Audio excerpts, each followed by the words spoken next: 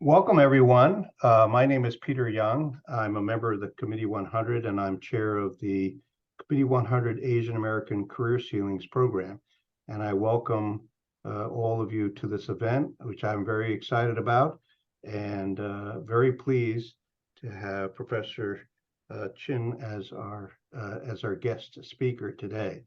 Before I introduce her, I just want to briefly summarize for you what this program is all about and why the Committee 100 has focused a lot of its energy on this program.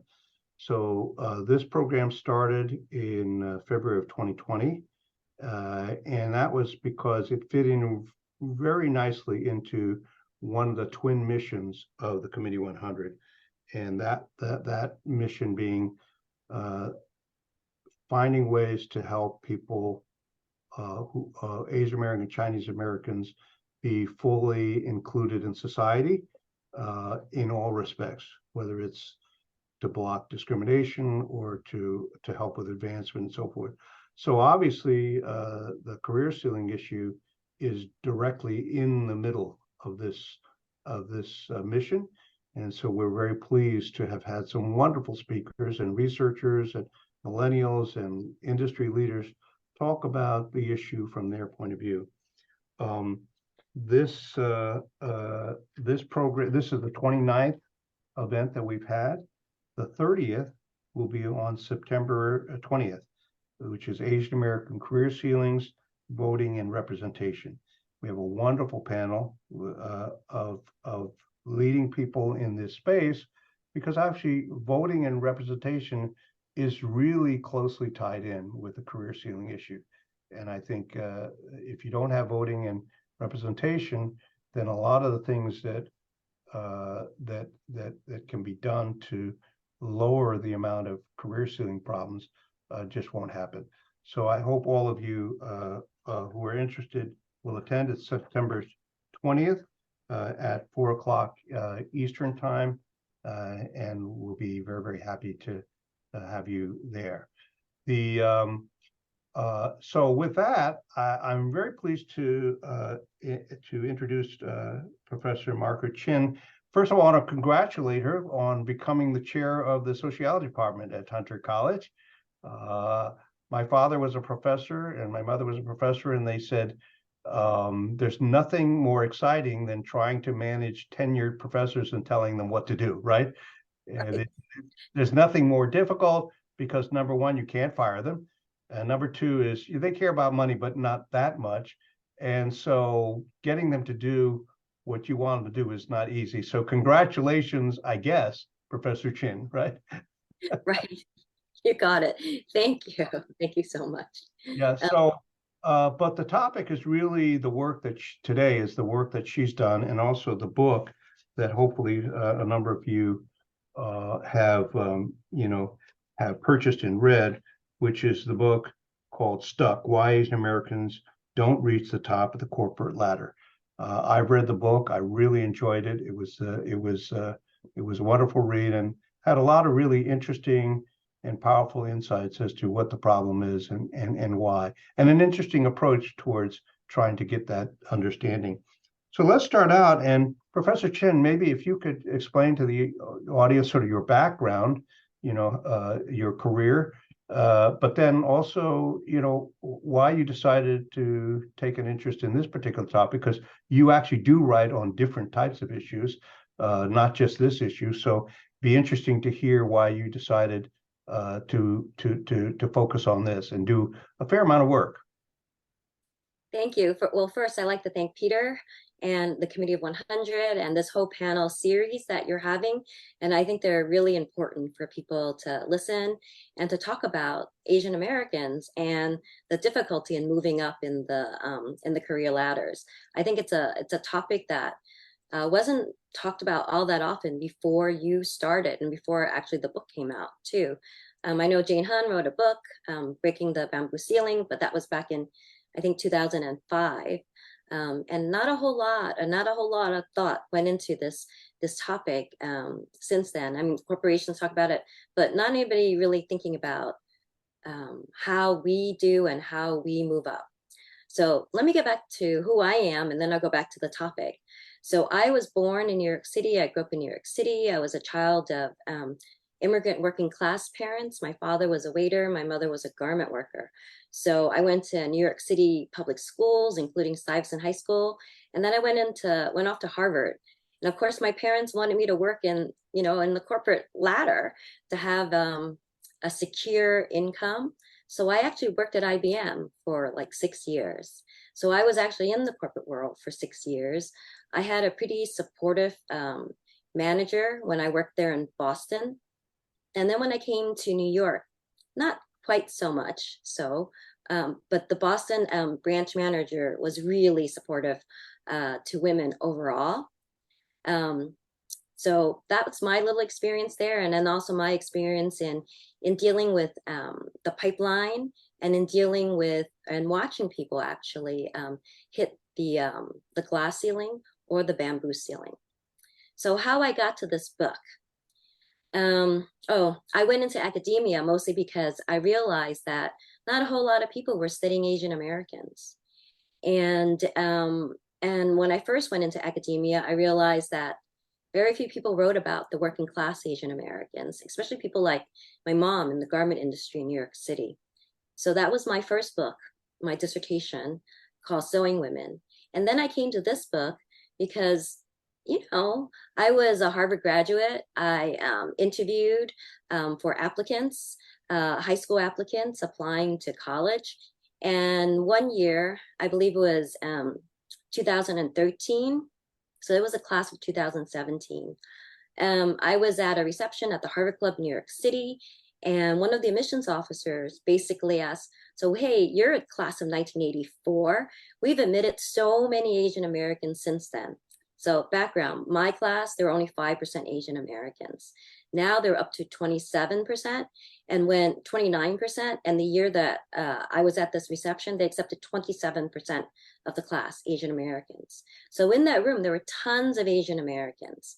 And then he basically asked me, so how are Asian Americans doing? Moving on up in the corporate sector and politics and everything. And I basically looked at him and I said,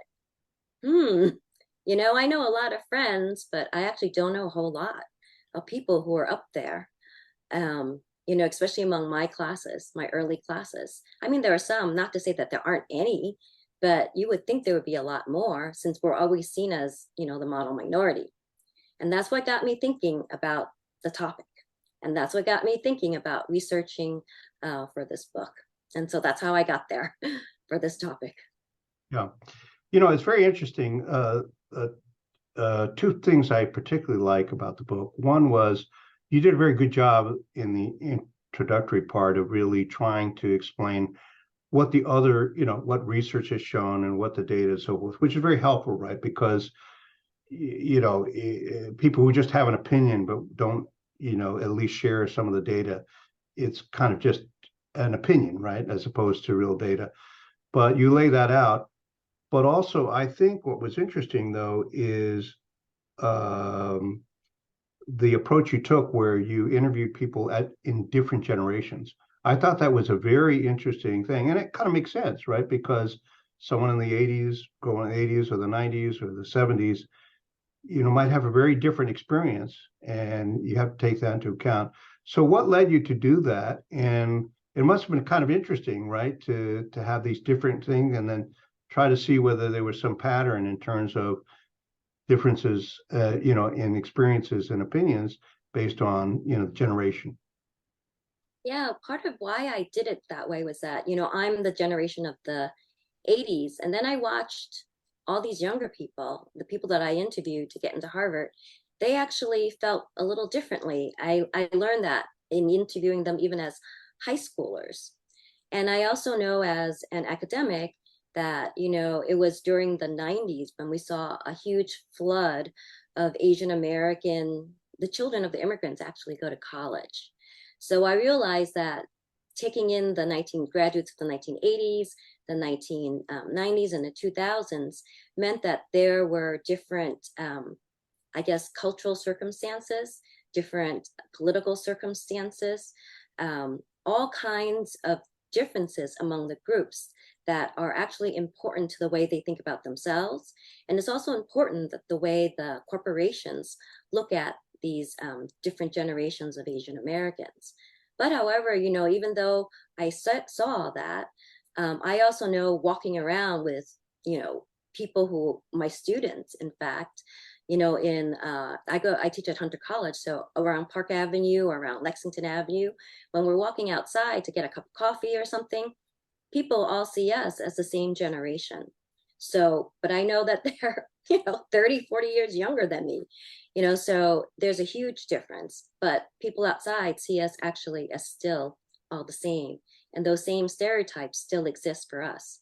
The other reason why I took into account the different generations was that I realized that my generation was the first generation where there were American born, a sizable number of American born. And like you, Peter, we speak English without an accent. We grew up knowing all of the American cultural references, and so does the 1.5 generation. And the 1.5 generation are those people who are born in Asia, but are basically raised here. So I counted also all the people who came here before the age of 13. And from, I guess, the late 1980s, the 1990s, and the 2000s, we have a ton of people who are like that. So our census shows them as foreigners. But in fact, half of the people from age 25 to 64 are actually this 1.5 generation. So when you look out into the world, we're actually pretty much half, or maybe even a little bit more, American born or American raised. So we're pretty much Americans. But the world, when you look at just the census, when you look at what we look like and when people see us, many of them actually still see us as foreigners. So that's the reason why I took that tack, so that I can get a huge number of people who fit that criteria of 1.5 and those who were born in the USA. Yeah. No, I think it's very interesting. And in fact, the generational issue, I mean, is very important. I'll give you an example. You cited that when you went to Harvard, that it was, X percent, but then by now it's like 29% Asian. I'm a little bit older than you, and I went to Yale, and there were only 15 Asian Americans in total, including foreign born or not, in a class of 1,100.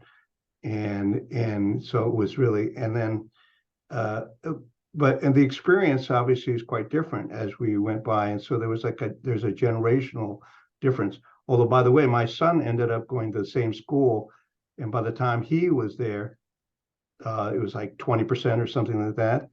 And I made the mistake of saying, when he went off to college, I said, your mom and I wanted to know whether you'd like us to buy you a rice cooker. And he looked at me and said, Dad, they serve rice, in the dining room, every meal, right? So no, don't buy me a rice cooker.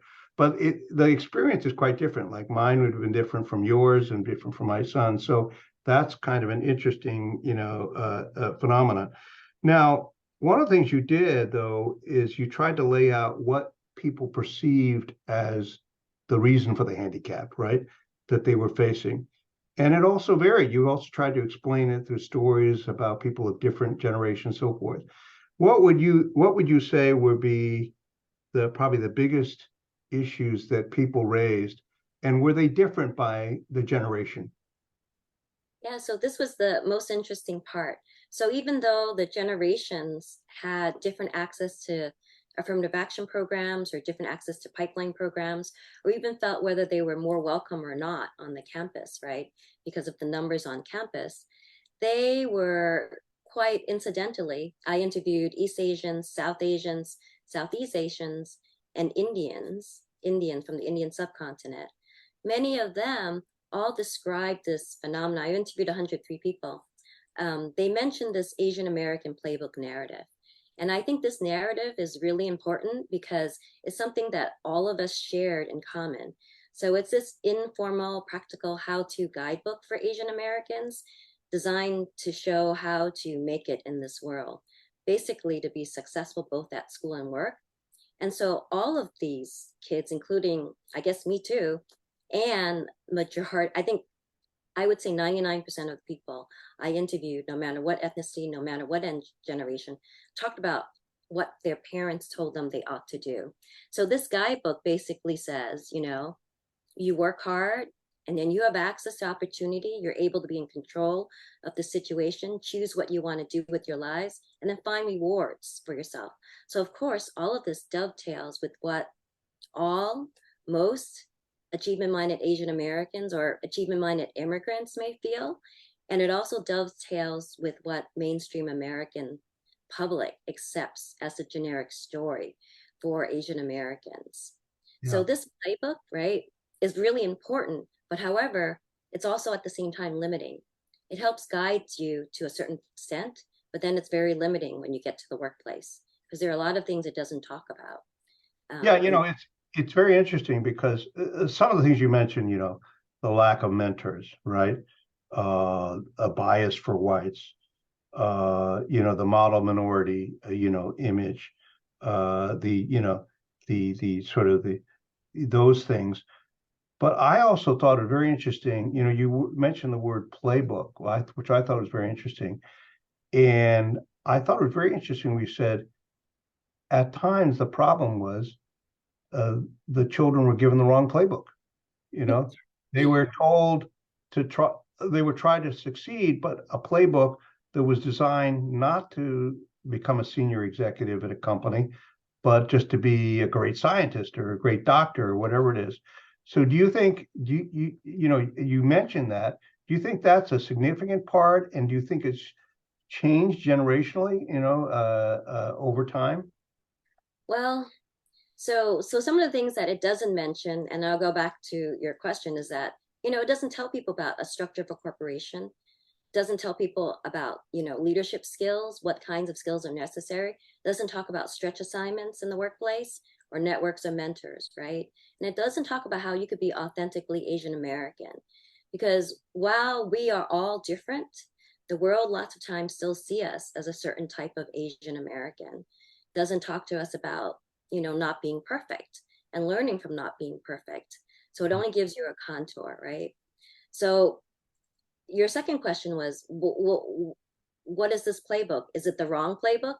Well, it fits for a certain group of people, but I think we have to move away from this playbook. So I do think it's the wrong playbook. It gives you a contour, an outline, and it gives you an outline, especially for working class parents, Asian American parents, who can't really or don't have any access to any mentors or don't know where to send their kids. So it gives them kind of an outline to share with a group of kids who may have access, very little access. But then that kind of image that it builds, or the kind of Asian American student that it builds, isn't enough. So we think that test scores are all you need, but it's not all you need. You actually need more than that. And I think later on in the book, I talk about how there are so many competent people in there, that you actually need to show other qualities to move up other than just competent people. But one other point is that because so many of us follow this and so many people outside of being Asian American believe in this and reinforce this, it's actually something structural, like, certain testing systems or certain things that where Asian Americans are seen good at, and that's where they're pulled into and being that top scientist. They're actually channeled or funneled into certain workplaces because people believe that that's where they're good at. So me Yeah. as a sociologist, there aren't actually that many of us out there who are Asian American sociologists. Let me ask you one question. You raised this issue about the playbook, right? And how for certain generations, and maybe not today, the parents would say, I want you to study hard, and be a doctor or be an engineer or so forth, right? But skill-based things where, you supposedly, there's less discrimination, et cetera. Do you when I don't really answer this question, but if you look, do you know whether the data shows that Asian Americans have done better than expected in terms of their number of doctors or number of engineers and scientists and so forth, professors, or is it not clear? It's not clear because at entry level, you'll see this. So I did a talk not too long ago for doctors. And what it came up was that doctors, there are lots of Asian American doctors, lots of Asian American nurses. But what we don't see are people who are chairs of their departments, heads of their certain respective training universities. So there aren't as many as you would think, given the number of Asian American doctors there are in the United States right now. And likewise, lawyers, the numbers are actually, I think Judge Goodwin Liu did a study where Asian Americans they have the highest numbers becoming lawyers, but actually the lowest ratio in becoming partners in many, many firms. So it's not clear. So you see people becoming people, of course, when you start in these professions, you do well, you make a lot of money, you show up in the statistics looking really good.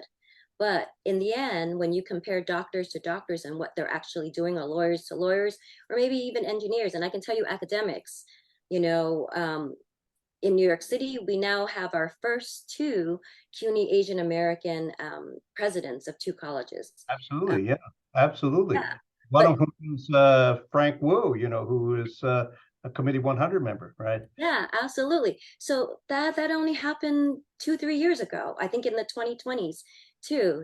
During COVID, he became president, and I think there's David Wu. But before that, there was never an Asian American. And Yeah. now when you look at the deans, hardly any, and hardly any chairs too. Yeah. I can tell you that. Frank Wu says, "Don't." David Wu is a Wu, but we're not brothers. Right, that's right. They're not brothers. Now, They're not. I'm going to throw out maybe a kind of a contrarian or explanation, right? So you point out that, okay, a lot of Asians become doctors and engineers, so forth. They just don't become heads of their department or whatever. But when you talk about what parents of that generation were saying, they weren't saying, I want you to be the head of oncology and so forth. They would say, I want you to be a doctor. I want you to be an engineer. So there are two ways of looking at it. You could either say, well, it didn't work because they didn't rise to the top. Or you could say, actually, it worked because they didn't tell their kids, I want you to be head of oncology or the partner of a law firm. They said, I want you to be, a scientist. So in a way, there's another explanation. Maybe they were successful, right? That they got but it's just that the goalpost they set was a different goalpost than being, the head of a department. I mean, is there any logic to that?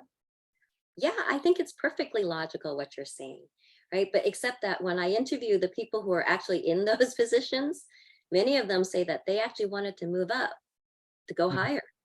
It's What? not like, yeah. So they would say that, there's certain things holding them back. A lot of times what I found was that many times people thought it was they themselves. There was something going on that they didn't learn about in terms of leadership that they needed to work on. So that's there. But then other times what they would say, it's very similar. So like the people at the top of in my book, the people within one or two positions of the leadership I only did I didn't interview doctors, I didn't interview lawyers. They're mostly media people, there were in corporations, finance people. So these people, when they talked about moving to the very top, they talked about trust. And in that trust is this leadership idea too. So when it's trust, the person needs to know how to use a key to keep the organization safe. So executives who got there said that they were trusted. Many people said that when they were at that high level, there are plenty of competent people to choose from. Remember, we talked about all these young Asian American women who their parents encouraged to be, extremely capable with skills. They got their jobs, but there are fewer whom executives would trust. So Amy Cuddy, the research that I looked at, who worked with Susan Fisk, they looked at the stereo content model, and they looked at these two axes, warmth and trustworthiness. So when a person first meets another person to establish a business relationship, trustworthiness actually matters much more than skills and competence. So if you're working with somebody or you're trying to work with somebody and that person doesn't trust you, you can't get far. But if you are trusted, your skills and intelligence becomes less of a threat and actually an asset in the relationship. So we notice a person's competence only after we judge their trustworthiness. So when it comes to hiring and promoting people, corporate executives have plenty of people, just like all the other leaders do, to choose from. So they want to choose only those who are trustworthy. And if a person is trustworthy and a friend and competent, then that person can be really useful. If a person is not trustworthy and a foe, but also competent, that person can be really dangerous. So why I thought this is really important was that Asian Americans are seen as really competent, but at the same time, many times, and including now, we're kind of seen sometimes as a threat to people. Yeah. Right. So I think that's where people mention that somehow you have to overcome this. But this is more than just one person saying this as an individual. I heard this from, I only interviewed 7, I have to say, who was at this top level. 7 people mentioned incidences where they thought it was really important to be seen as, part of the gang at the top, part of the people who fit in, part of the people who shared a lot of similar interests with the people at the top so that they could be trustworthy. Yeah. So those are some of the things that I think would help you move to the top. I'm a strong believer that although there are certain injustices in society that are structural or otherwise, but it's also very important to ask yourself, are some of the problems created by us? You know what I mean?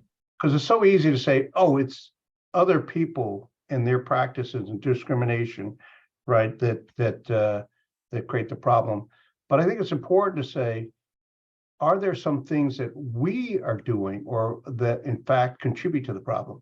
And let me make and one of them we mentioned, which is parents who say, oh, become a scientist, study hard, whatever it is. If they had, more of them had said, I would love it if you became the CEO of a company or so forth, that might have, had some impact. But let me throw out a couple things that could be in that category, which is, that maybe our approach inhibits.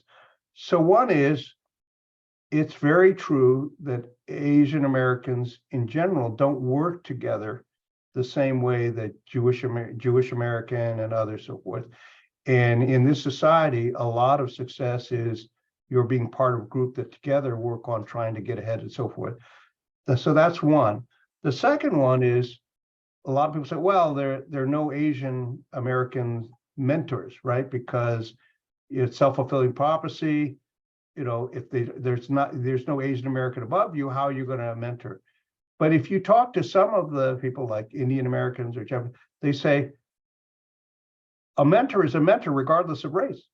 And in fact, if you talk to some of the most successful CEOs, they say, I had a mentor, but it wasn't somebody of their ethnicity that was their mentor. So those are 2 examples of things that maybe we contribute to the problem by the way they behave. Any reaction to those 2 examples? I think you're absolutely right. I think that sometimes many of us have this idea that we're competing with the other Asian American next to us. Mm-hmm. And I think that idea of the zero-sum game actually promotes some of the things that you're talking about. It actually discourages us from working together.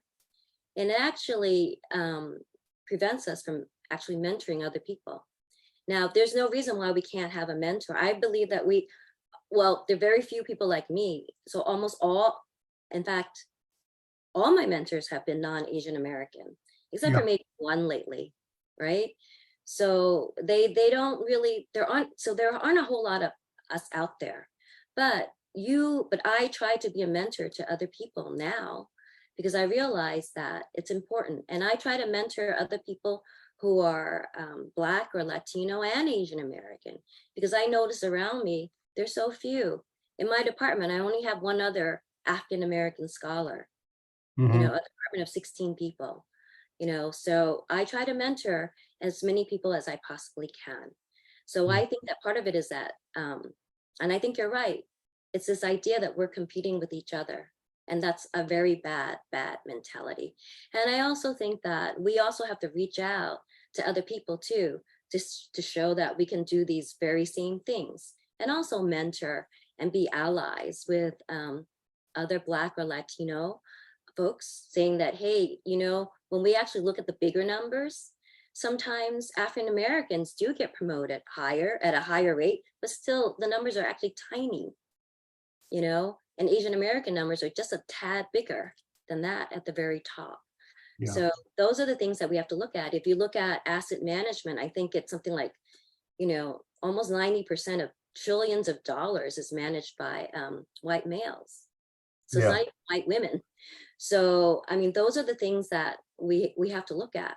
And when you look at numbers in that huge, that broad stroke, you actually see that there are lots of people you could actually work with. And I would encourage us to work with each other. Yeah, I And know. we shouldn't see each other as, I think lots of times we do see each other, sometimes as competing against each other.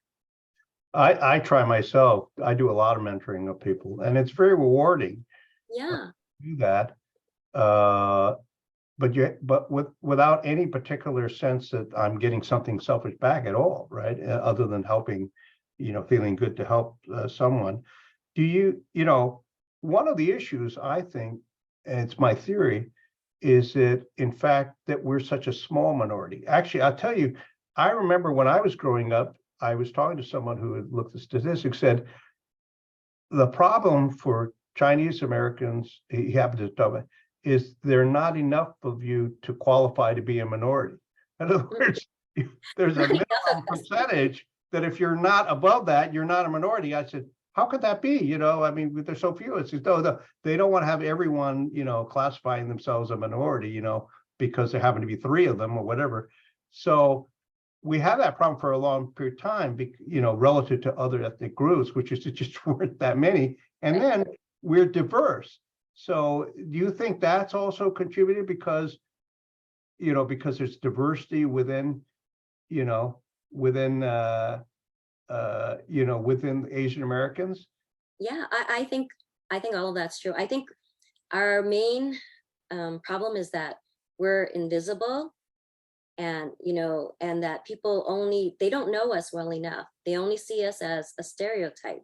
In fact, I forget what survey, I think it might have been Taft's survey. They surveyed people and they asked them, well, who's an Asian American you recognize? And they all mentioned Bruce Lee. I mean, Bruce Lee hasn't been around for a long time, and that was the 1970s, but people don't know another Asian American. So we're invisible, like you said, but the thing is our numbers are growing, and we wouldn't be invisible if they actually counted us in the census, counted at us, or even newspapers wrote about not just Black and white, but also included Asian Americans. And if they can't include Asian Americans, explain why.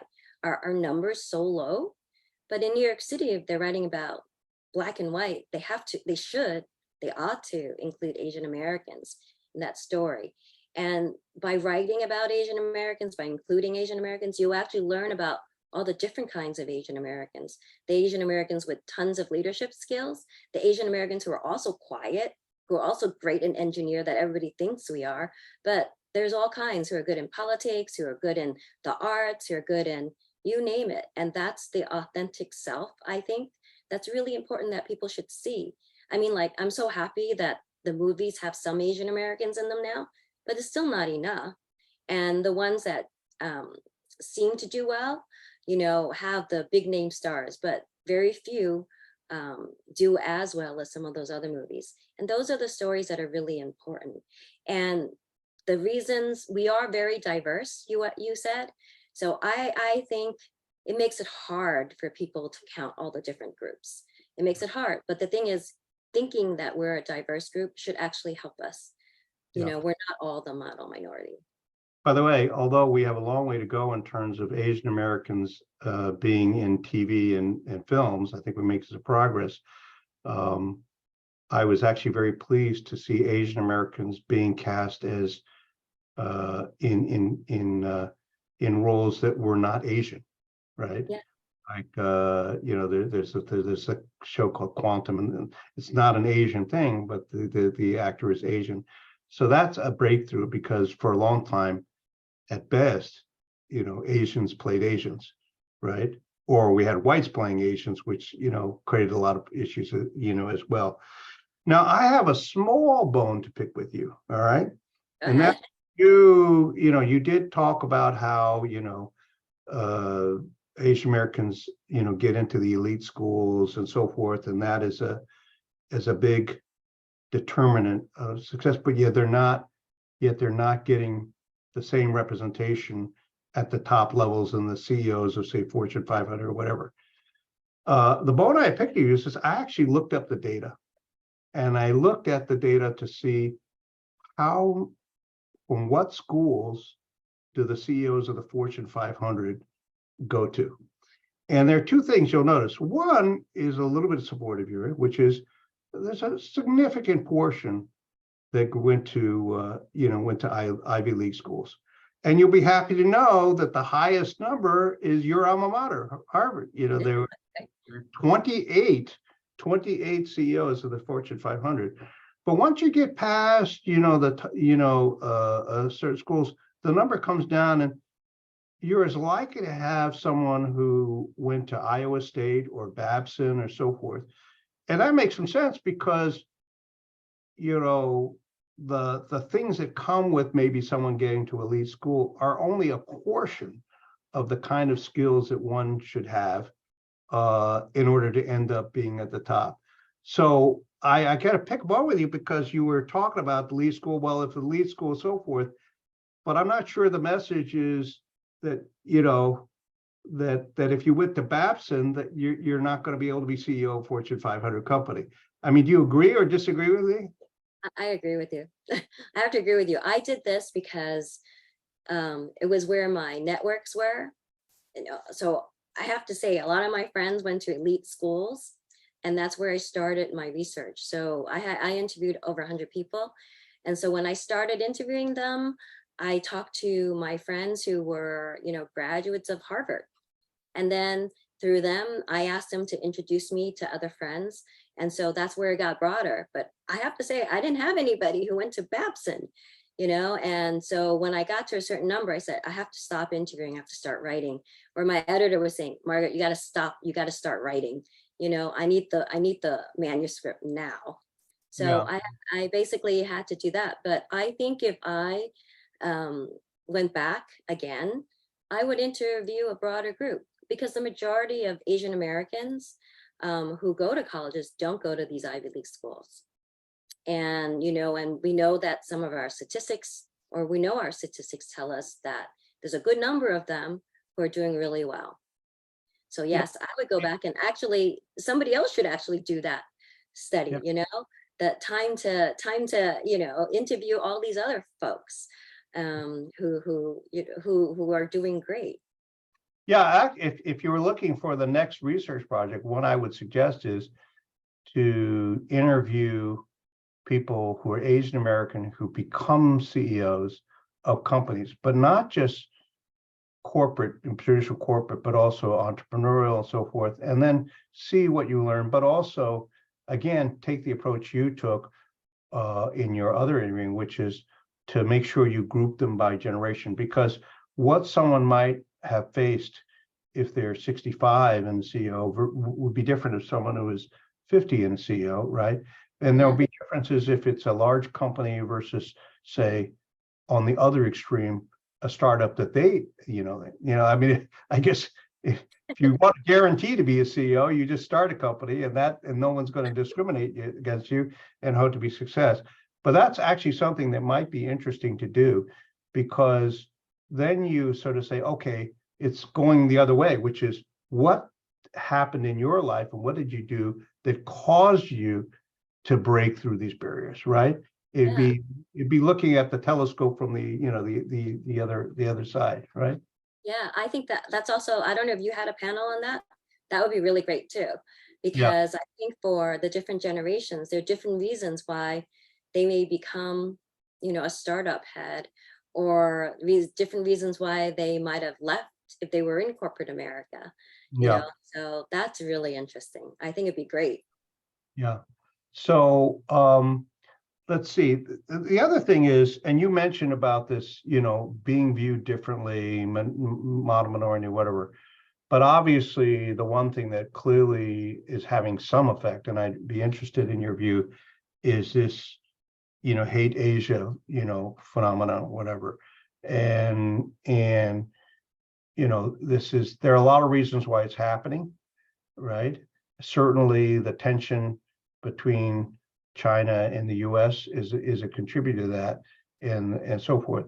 But what in your view, what effect has this more recent phenomenon having on this issue of the ability of Asian Americans to succeed in corporate work? Do you think it's having any influence? And the other is, how do we get out of this, right? Out of this problem. It's a big problem that's just, I think, just making the situation worse.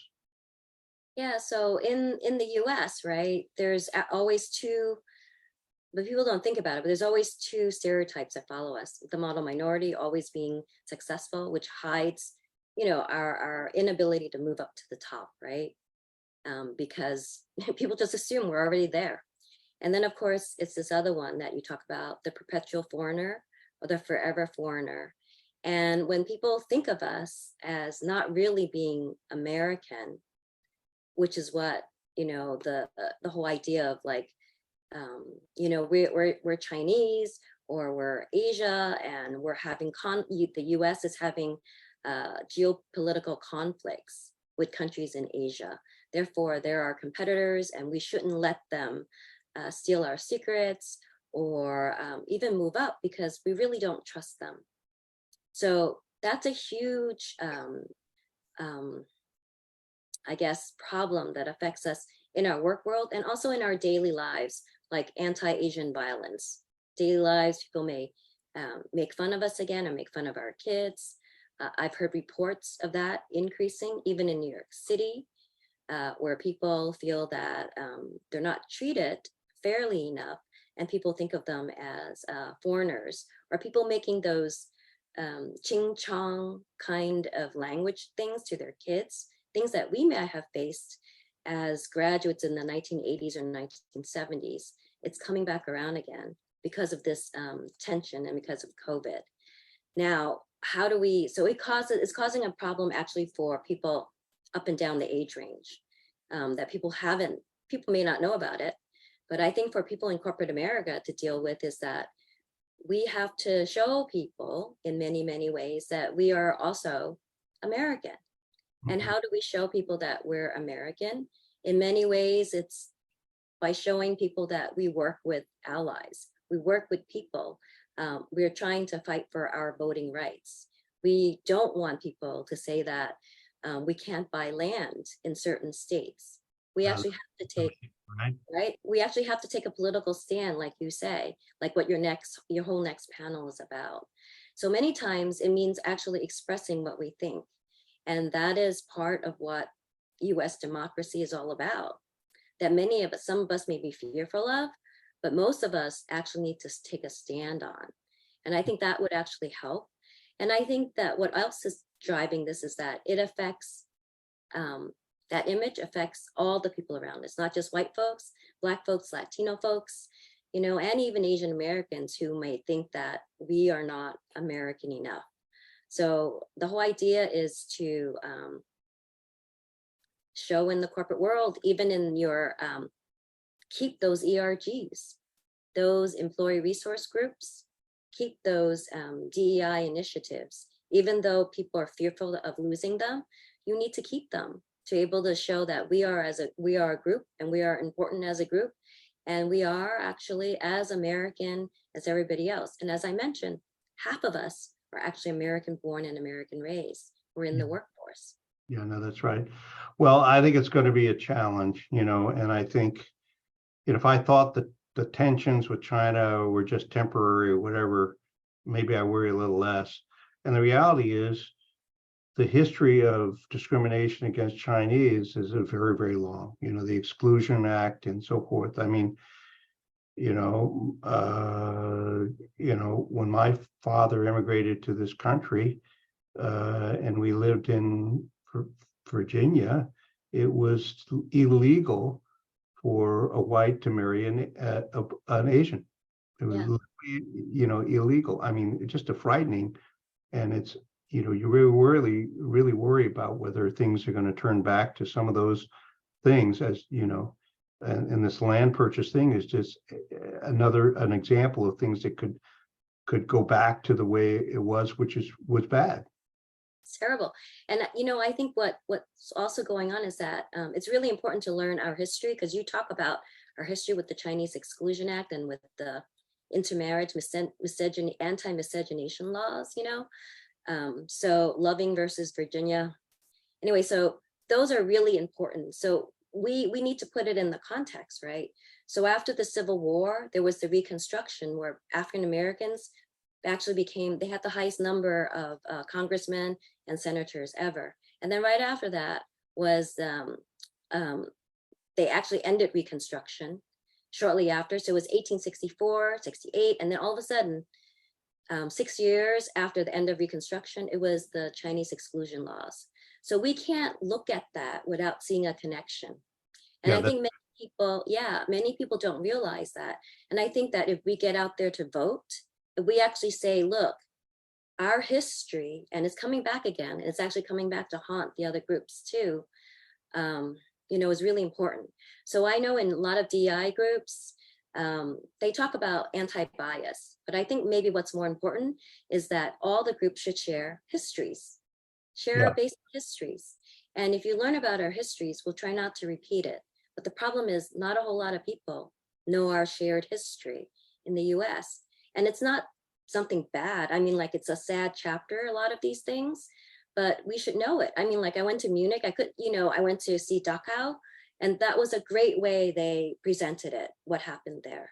We yeah, need to be able to address it the same way or a similar way, like yeah. that, our history in the US. Yeah, and you make a good point, which is I do think that one of the things which is a problem is that other ethnic groups don't necessarily realize how badly Asian Americans were treated for a long time. And I won't repeat, certain phrases, but there's some people, other ethnic groups said, well, you don't know how bad, it was for us, compared to, your, Asian Americans. But they're never educated. They were never educated, about the history of discrimination, and as a result, they have this false impression that things have been not so bad for Asian Americans relative to, other Asian American groups. Oh, by the way, you talked about voting, and so therefore, please, all of you, September 20th, voting and representation. I want you to because Margaret said it's important, so you should attend.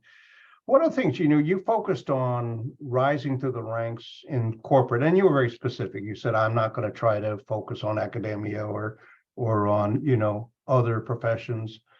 But closely related to the success on the corporate ladder is board representation. Could you comment a little bit about what you think, how bad the problem is, and why you think it's not exactly the same dynamic? It may have some overlapping dynamic. Yeah, so boards are really interesting. I was going to look up the current numbers, but I think the numbers for all of the different people of color groups are still relatively low. Although I think Asian Americans are getting higher up there. Women are generally low, but board dynamics are different because you need to be usually on another board to be nominated onto a board. Right. You usually need contacts to be able to draw you in. So it's not the same as being promoted in the workplace, but you need to have specific kinds of, I would call them assets, but not the same way as just money. But you need certain aspects, certain kinds of qualities to be able to do that. So I think for a lot of Asian Americans, because they haven't risen up in a corporation to the C levels, it makes it even more difficult to get on these boards too. So they're connected and not connected at the same time. Yeah. One other pet theory that I have is the not the misdirection, but the false, the promotion that creates a dead end. And one theory I have is when there was a lot of activity in Asia for Japan, China, so forth, one of the favorite things was to have someone head of Asia who was Asian, right? So forth. And yet I do think that actually became a trap, because then you were seen as you were a special purpose executive, and that you were give that position because you were Asian, and it's the Asian thing. But then I know a lot of people who found it very hard to come back, get promoted up to the corporate level, above the, head of Asia or something like that. Do you think that's true? And any advice to people who, should you sort of say, no, I don't want to be, become head of the Asia thing because you might get trapped there? Yeah, so I interviewed somebody who was exactly in that position, and she came back and she couldn't really move up anywhere in the US. So I think person who's offered that position needs to think about it carefully. And I think if you can negotiate away like a limited time and to come back in a certain position here back in the US, then I think that might be the way to do it. So that way it's a stint. It's just a stint on your leg and your journey up the corporate ladder. I'm going to learn about Asia so that I can know more about all the different aspects of the company. But you have to know that going in. And not a whole lot of people know that they're actually, like you said, it's a trap. They're cornering you into a certain position where they believe that that's the only place you could be. There's no other place you could be. And you get stereotyped from a managerial point of view, right? Yeah. Now, one of the things that we got a large group of people who are listening and so forth. And I want to tell you, Margaret, you're one of the few where the number of people has been going up since we started.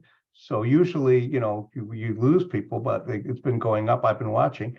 For all the people in the audience, maybe if you said, what are the 5 or 6 things that you would advise them in terms of, to the extent that they're trying to make their way to the top in the corporate world, right? Because that's where you've been focused. Sure. So I usually give advice on both. There's things that you can improve yourself, and there are things I think that you could advocate for the corporation or your organization to try to help to improve for you and for all the people coming up, and even the people above you. So there's always 2 ways of looking at this and doing it. So all of us know that, we're not perfect, right? There's skills that we could learn. Go out and do better in that. If you need help in speaking skills, go take a presentation workshop. If you think that your storytelling needs help, go take a writing or narrative class and learn how to tell better stories so that you can, do those presentations. That's always helpful. That's always fun. And you get to meet lots of people, right? Even if you need Excel skills, do it. Learn it. If that is what you think you need to be able to hold that data in your mind and to be able to share it and to massage it in a way to explain it to people. Do that. Now, for the corporate side, I would say encourage them to have these pipeline programs that help not only you, but the people around you. Because what happens is that when you get up to a certain level, it's not just you should be thinking about, it's you and the people next to you. So you need to move up together. The other thing I would encourage, and a lot of corporations actually like this, but I haven't heard lately, but to have pipeline programs in a certain industry so that when because generally the youngest people who are hired are the first fired, and they tend to be people of color. If you have a pipeline program for a certain industry, then another corporation can pick them up and hire them. That will increase more numbers of people of color, including Asian Americans, right? I would advocate for that. I would advocate, as we were talking about, Asian American studies or Black studies, different kinds of histories that people need to learn, and encourage everybody to go to them, not just the people of color, but the whole corporation should focus on that. And I know a lot of people are tired of anti-bias training, tired of hearing about it, tired of seeing that, oh, why are you calling me racist? But here's a way to actually discuss something else. Is this our history? To learn about it, If everybody got that far, most likely all of them at least have a college degree. Everybody will just, go back and crack open a book, have an assigned reading. It's not that difficult to do that. Yeah, that's right. You mentioned pipeline and corporate programs for diversity and so forth. So that reminds me of really the following observation. We all know that the recent Supreme Court ruling against affirmative action was a major, development. And there are people on both sides with regard to whether they think that it's going to help or hurt, the cause of Asian Americans. But the other thing that's happened, I noticed recently, is now you have activists who are now going after companies saying their diversity programs are discriminatory and it should be stopped. Any comments about that? And because that's directly into the corporate, environment, which, you've been looking at. Yeah, so the court rulings actually don't say anything about corporations. Right. Those groups should not be calling or suing firms or suing venture funds, stopping them from giving out $20,000 when venture fund capital, when billions actually go out to, when you look at the racial numbers, go out to white folks, right? And that they're actually 0.0% who get those funds who are Black and Latino. And Asian Americans are only just a little bit higher.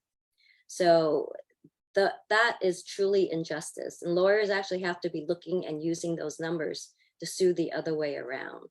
It's not just about the racial category, but it's actually about how much money is being given out in ratio to who actually has it out there. So as a sociologist, I would say you can't lose those metrics.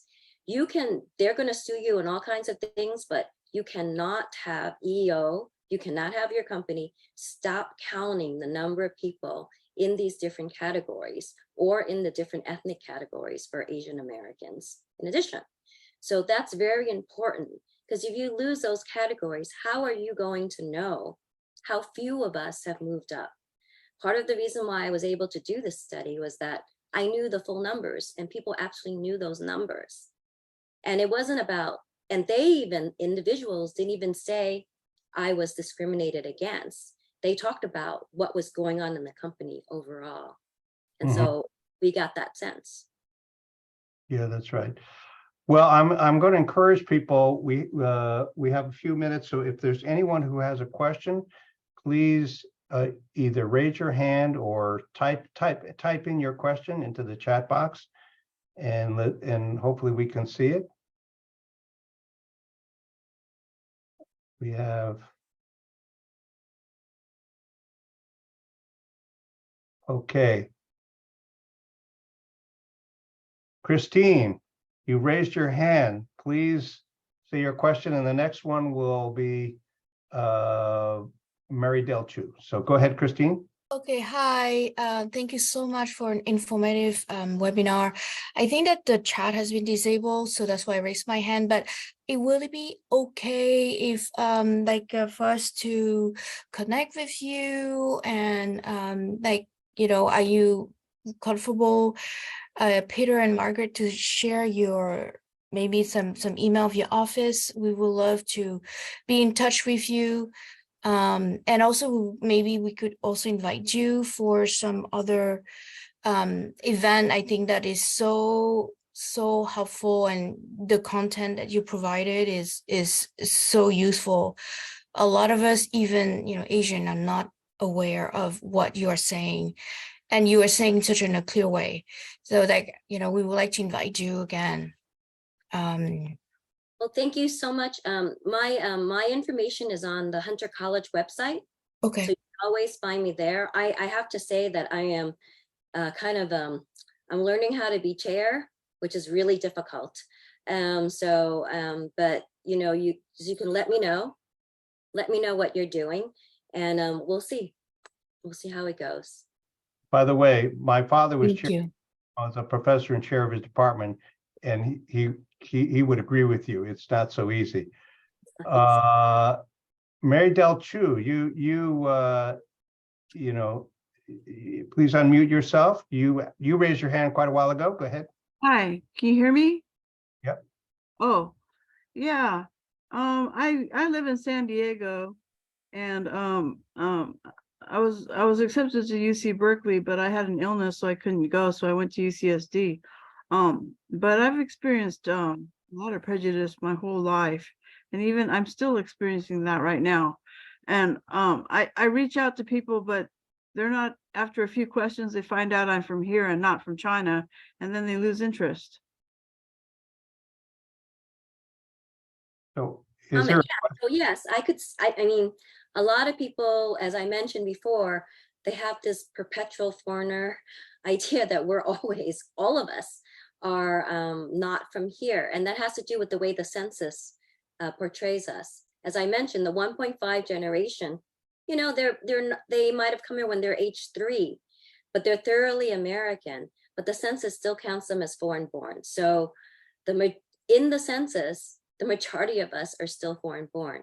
But when you meet us and talk to us, we're all pretty much American, and we have to exercise our American rights to vote and to speak out. I think that's really important. We're not that small of a group anymore, especially in the large cities. So yeah. thank you. Wei Chu? Hi, can you? We can- Hello. Oh, you can- great. Thank you. Thank you. Thank you so much for all the information. Very informative, and a lot of everything you both have said, I could completely relate to. What I do have a very similar challenge in that climbing up the ladder, I'm continuing to secure a spot that I'm quite comfortable and hit that ceiling.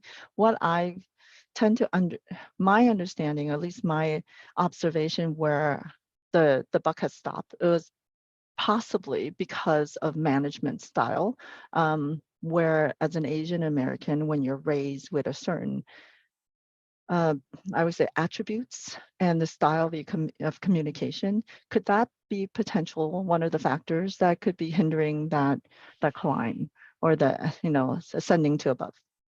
Yeah, of course. So I think even more so, you're female. So lots of times when you look at gender, we're women, and we're also Asian American. And so sometimes it's not ourselves, but because we may be a little bit quiet, but people assume that being quiet means that you're also not a good leader, right? So it's not something you did wrong, but it's also because it comes from a place where you're a female, you're seen as quiet, you're Asian American, you're seen as quiet, and they just don't see that you could be a possible leader. So it could be the opposite too. So if you're assertive and you're a female and you're an Asian American, you're opposite the stereotype, what people think you are, it actually hurts you in many, many ways.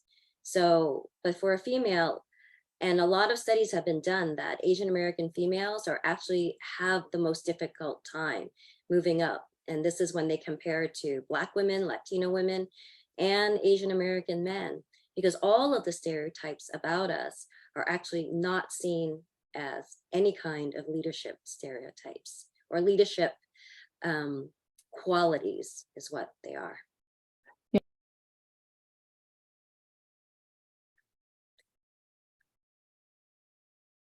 Peter, Fun. yeah, can we have a last question? I have to run off. And So hold on one second, hold on. I'm having some trouble with the controls here. Okay, all right, last question. So I think I was asked to speak, and I'm asking about two kind of related questions about groups within the Asian American population. The first is I've worked in this space myself from the corporate side for a long time in various capacities, none of them official, and tried to understand why we are such a relatively large group of people, yet not well represented in upper echelons of management.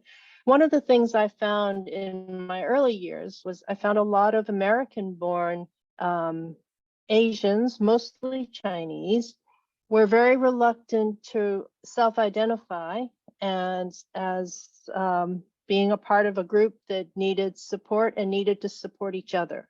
Many of whom I spoke to actually said, "Oh, I don't have any problems. I don't see any problems." And I kept thinking, wait till you get to my age. You will see there will be a ceiling. And some are seeing that now, but it's kind of, it's like, I wish we could have done something 20 years ago. And so I guess I'm wondering if you saw any of that, because you have mentioned the Asian-born Chinese or the American-born Chinese, and I felt that they had actually self-selected not to belong. And kind of related to this, I find there's a lot of South Asians who I feel, but I have no statistics to go to reference, who I feel have done quite well. And I'm wondering whether you see the same thing and why that might be if you do. I will just interrupt by saying we had a couple of previous panels with researchers who did research exactly on this.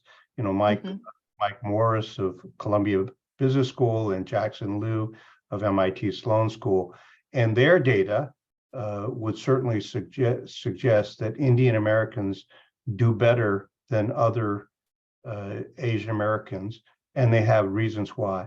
And that's recorded. So if you're interested, just go to the Committee 100 website and listen to that recording, and Thank you. they'll explain at least why they think Indian Okay. Americans do better than other Asian Americans.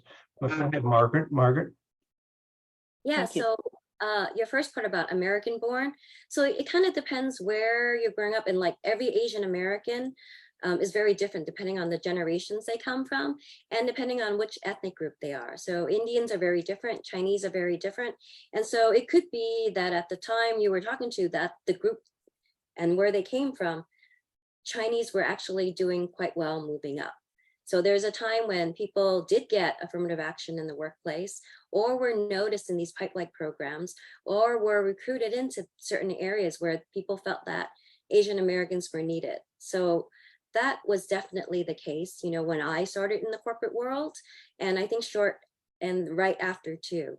And only a little bit later where I think these affirmative action programs were pulled out, and many Asian Americans were no longer included in them, right?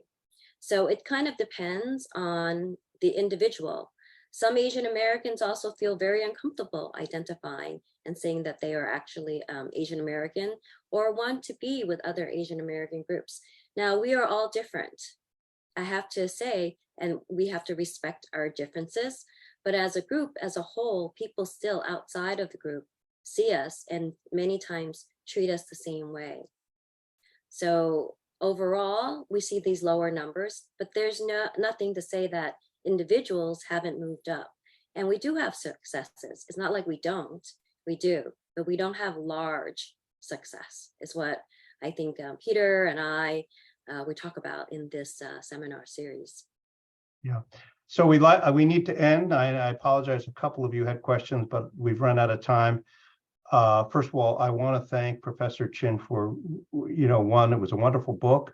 I encourage all of you, if you don't have a copy, or to purchase it. Some wonderful insights, and thank you so much for sharing your perspectives with the audience. Congratulations and condolences on being promoted, right? And again, I want to thank all of you in the audience, and thank you for participating. And we look forward to seeing you at the next Committee 100 Asian American Career Ceilings event. Thank you for having me. Take care. Bye-bye.